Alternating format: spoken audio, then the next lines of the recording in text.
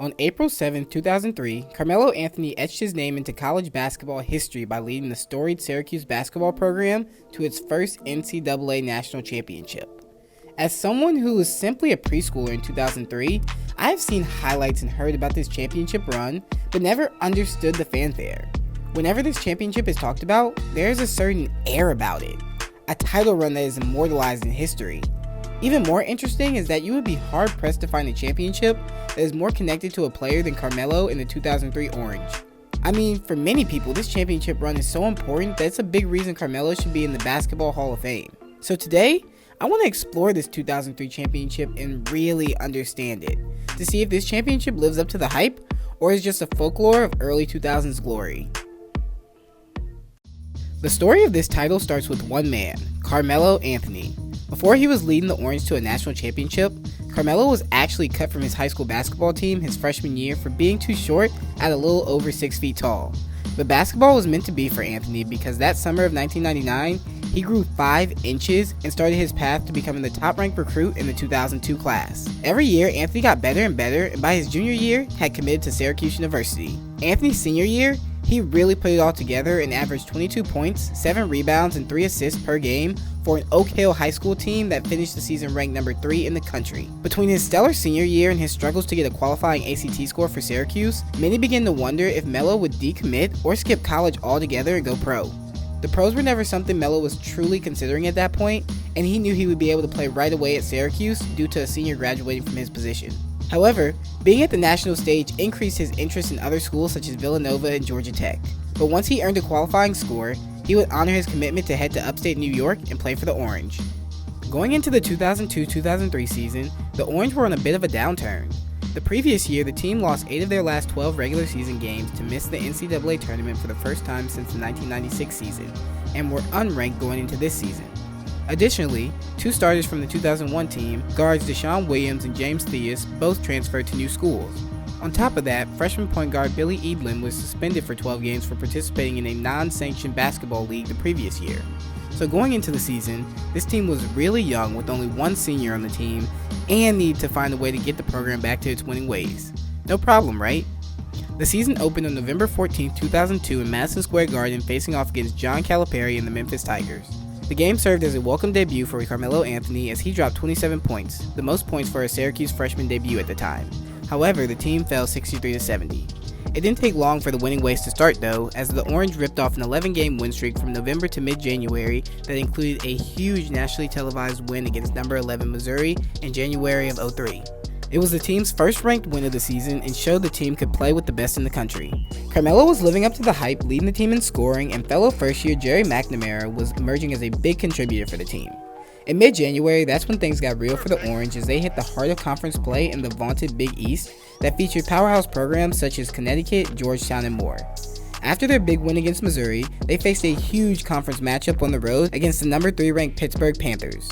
The Orange got a taste of top 3 competition, and Pittsburgh's 44 points off of 20 Syracuse turnovers doomed the Orange to a rough 60-73 loss. 3 games later, Syracuse suffered an upset loss against a bad Rutgers team. Having lost 2 of their last 4 games, this team had a decision to make. They knew they were talented, but needed to lock in and take the next step. Well, they made that decision loud and clear 3 days later in a rematch with Pitt. Carmelo went for a 14-point, 13-rebound double-double to lead the Orange to a narrow 67-65 upset. From there, Syracuse cracked the top 25 for the first time all season and won 9 of their last 10 regular season games. When the regular season concluded, they were 23-4 and co-Big East regular season champions off of a 13-3 conference record. Carmelo had established himself as one of the best players in the country as he finished the regular season with a season-high 30 points against Rutgers to finish the season undefeated at home. Next stop for this team was the marquee Big East tournament held in Madison Square Garden. The Orange were a number 1 seed and won their quarterfinal game against Georgetown. However, their Big East run was stopped short in the semis to a Connecticut team that simply had their number that year. So while this Syracuse team was not destined for glory in Madison Square, their story was far from over. In Massachusetts, the number 3 seed in the East, the Orange Men of Syracuse, heading to the NCAA tournament for the 22nd time under coach Jim Boeheim. They'll take on the Manhattan Jaspers, who won both the regular season and the MAC tournament. While everyone wants to win a conference championship, competing for a national title is the ultimate prize. Selected as the number 3 seed in the East region, the Orange opened up their March run against the number 14 seed, Manhattan Jaspers. The Jaspers came out hot, scoring the first 5 points of the game and matching Syracuse. However, once the Orange took the lead with 13-25 in the first half, they never gave it back and finished with a 76-65 win to open March Madness. Their second round matchup was a comeback affair against Oklahoma State. The Orange trailed by as much as 17 in the first half and battled to only be down 6 at halftime, even though Carmelo scored 0 first half field goals. The second half was a back and forth affair for a while before Cuse was able to gain a 6-point cushion and cruise to a 68-56 victory. Now the first 2 rounds had their moments, but the Sweet 16 is where it got real for Syracuse. Luckily for them, these next games were played in Albany, New York, so basically a home game for the Orange. Their first test was facing the 10th seeded Auburn Tigers. Syracuse got out to a fast start and controlled most of the first half to go up 10 at halftime. However, Auburn's Marquise Daniels and Nathan Watson dominated the second half, and with 30 seconds left, it was a 3-point game. From here, Auburn proceeded to put Syracuse on the free throw line and hoped they would miss a free throw to keep them in the game. Unfortunately for the Tigers, Syracuse would make all 4 of their late game free throws, and they never had a chance at a shot to either tie or take the lead. It was a scrappy game that Syracuse figured out a way to win, and every championship team needs one of those. Their narrow 79-78 victory put them on a date with Big 12 champion and number 1 seeded Oklahoma Sooners in the Elite 8. Led by Big 12 Player of the Year Hollis Price, Oklahoma had won their conference championship and had won every tournament matchup by 9 points or more thus far. Price had been battling a groin injury but was set to play against the Orange. It wouldn't matter though, because that Sunday in March, it was all Syracuse. It started on the defensive end as Syracuse's 2-3 zone gave OU problems all day.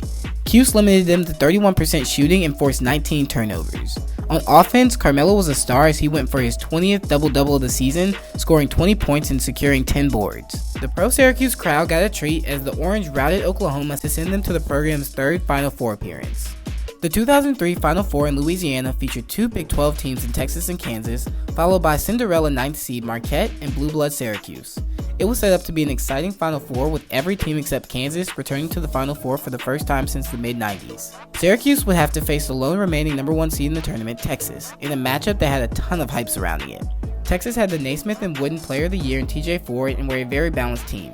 However, Syracuse had Carmelo Anthony, and that night he was the best player on the floor. He did it all, scoring a career-high 33 points and collecting 14 rebounds to lead the Orange. Syracuse led by 3 going into halftime, and after the break, Melo scored 11 of the Orange's first 11 points out of the half. Getting help from Gerry Mcnamara's 19 points, the Orange were able to handle Texas's balanced attack and hold forward to just 12 points, his second lowest total of the tournament. Syracuse would win 95-84 and was headed to the national championship game against Kansas. The story of this national championship game wrote itself. Syracuse was looking for its first national championship behind the most talented freshman in the country and a coach searching for his first title. On the other side, Kansas had a parallel story with Roy Williams. The longtime Kansas coach had been to the Final Four 3 times during his 15-year stint at Kansas, but had never been able to win a championship. So no matter the outcome, one of these well-established coaches was finally going to be able to exercise their championship demons. And as fate would have it, the national championship was being held in the Louisiana Superdome, the place where Boeheim lost his first national championship appearance in 1987 on the last-second shot. Coincidence? I think not. So in front of 52,000 people in the Superdome, Syracuse got off to a hot start. They scored an NCAA record 53 points in the first half, led by Mcnamara's 18 points all from beyond the arc. Kansas wouldn't go down without a fight as the second half became a game of runs. Kansas would roar back, then Cuse would pull away only for the Jayhawks to come back again. With 24 seconds left in the game, the Jayhawks held the ball only down 3 with a chance to tie the game. Kansas got the 3-point shot they wanted, but the ball went in and out and sophomore Hakeem Warwick got the rebound. It wasn't over yet though because Warwick missed both of his free throws to keep it a 3-point game. However, while Warwick may have kept the game within 3, he made sure Kansas never got the chance to tie it with a huge block in the corner to ensure the Syracuse win. The vaunted Syracuse Orange program were finally national champions. Heinrich puts up the shot, it's too long, and Syracuse is your national champion. Has New Orleans given us Final Fours or not? So Jim Boeheim was finally able to cut down the nets, and Carmelo was named the tournament's most valuable player after recording 20 points, 10 rebounds, and 7 assists in the championship. Melo also finished the year as National and Big East Freshman of the Year, a stellar season. Now that we've covered everything that happened to this team over this exciting season, it's time to answer the question from the start of this video. Is this season overrated, properly rated, or underrated? Honestly, I would have to rate it as properly rated to a bit underrated. It has a bit of everything. It's a recognizable brand in Syracuse that had a bit of an underdog mentality coming into this season unranked. You have Coach Boeheim's quest for his first national title, you have the superstar Carmelo Anthony tearing it up, and you have a pretty competitive national championship game. And I know the knocks against this championship, which is that Syracuse didn't have the toughest region in March, and many people talk about Hollis Price's injury, which played a part in their win against Oklahoma, but those are the breaks that you need to win a championship. Many people talk about this as Carmelo's championship. And after making this video, I totally understand why. Carmelo was as good as advertised and only got better during crunch time, as he was the leading scorer in 13 of their last 15 games. You won't find this team on many top 10 champions lists, or the national title game is one of the most exciting ever, but you will always find Carmelo as one of the top players to ever play in March Madness. And Melo is really what makes his championship run stick. Melo is an iconic player. He is able to have this aura of swagger and humbleness that is hard to find sometimes, but you always know he is going to get buckets in his headband. There's a reason he is one of many people's favorite players, and the fact that he went on to have elite success in the NBA only helps people remember this legacy in March even more. And you can't forget Jim Boeheim. He's the one that recruited Melo after all, and this championship was the last thing off his stellar resume to cement him as one of the best coaches in college basketball. So am I finally putting Melo into the Basketball Hall of Fame off of this championship? Well, no. But finally, I understand the hype.